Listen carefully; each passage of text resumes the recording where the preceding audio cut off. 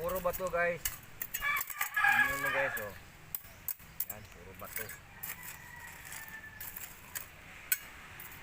Talong yan guys, talong. Transplant. At Virgin na bato guys oh. ito ang okra. Malaki ng okra. Okra-okrahan. Ayan. Mga okrahan ito guys. Mga okrahan. Okra. Ayan ang okra yan.